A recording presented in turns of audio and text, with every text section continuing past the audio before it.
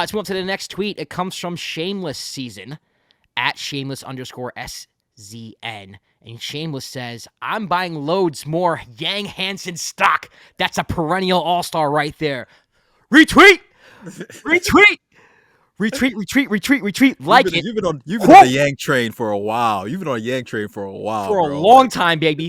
Quote, retweet. Big tariff, baby. Let's go. The future is here in Portland. I am a huge Yang Hansen fan. I have been since I saw the tape on him. I know Ryan Russillo's also been on him. I'm not the first person to make this proclamation, but I saw one highlight tape of him. I'm like, why isn't this guy top 3 pick? Does not make it. He is gigantic. He is a fantastic passer. I mean, he's like Arvydas Sabonis, just a Chinese version. I wouldn't go that far. Arvydas was a fantastic passer, and Yang has a long way to go. But this is in a league where you have Jokic. I'm not saying he can be Jokic, but you can build around this. He can be an offensive hub at the top of the key. Defensively, he seems like he can guard the paint. For now, he does foul a lot. He did foul out in his first game, so there's a little bit of there's gonna be a little bit of a learning curve there. But he passes the ball very well. He has range. He takes it. He has good hands. He could take you off the dribble ish. If he gets a step on you, very similar to Jokic. I think the Blazers got a steal here, man. I really do. I know it's early. I know it's summer league. I know it's easy to overreact here, but the possibilities with Yang Hansen, and if Scoot continues to develop, dribble handoff game with Yang, Scoot's a good passer. I think, man, I think the Blazers got one here, man. I love this pick. I love Yang Hansen. Love what I saw from him. Yeah, I mean, I've been, like I said before, you've been on a Yang train for a while. I think when we recorded previously, you said you a little bit of a hot take. Yang has the chance. Was the one player when you watch, you're like, yeah, that guy's going to be really good, and he's shown that throughout the summer league. The Blazers moving up to draft him was kind of like everybody was like, why would they move up when they have DeAndre And then they also got a Ayton? pick on top of that too. Yeah. So I'm saying to do that to pick up a center when you have DeAndre Ayton, Donovan Clingan, and Robert Williams, we're like, oh, something's gonna happen. And then they obviously bought out Ayton, so now they have their center rotation of the future with Clingan and Yang and Williams. And to be honest with you, Clingan's more of a backup to me, and Williams is always hurt. I don't know if he's a long-term option. To me, the road's right there.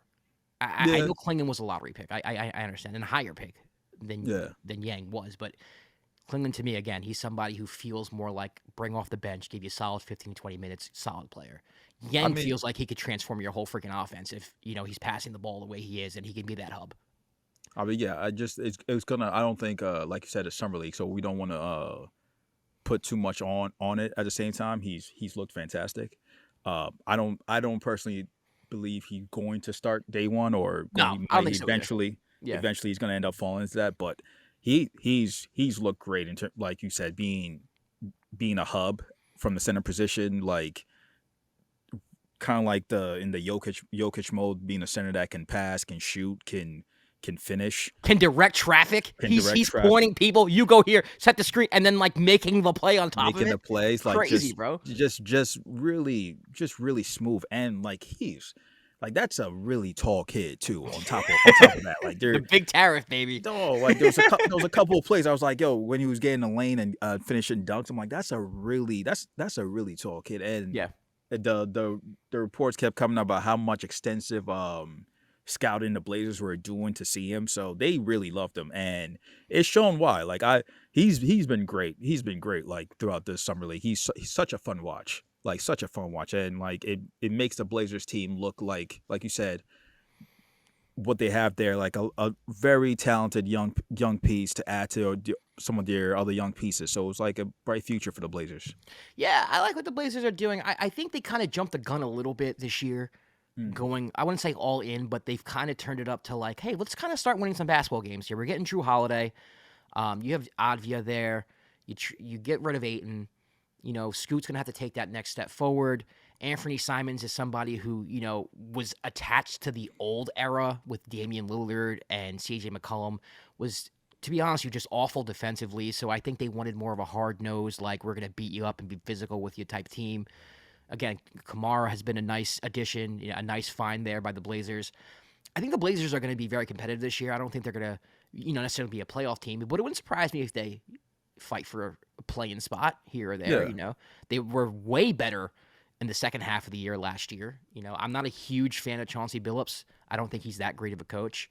So we'll see what happens there. I do think that this is the year where he either makes or breaks himself. I know he got an extension, but I do think that, where the organization is kind of putting players on the table for him to actually do something. It's like, okay, we have expectations this year. This is no longer like lean against the score table and put your hands in the pocket and just watch the games. Like, we want to see what you can do with the roster.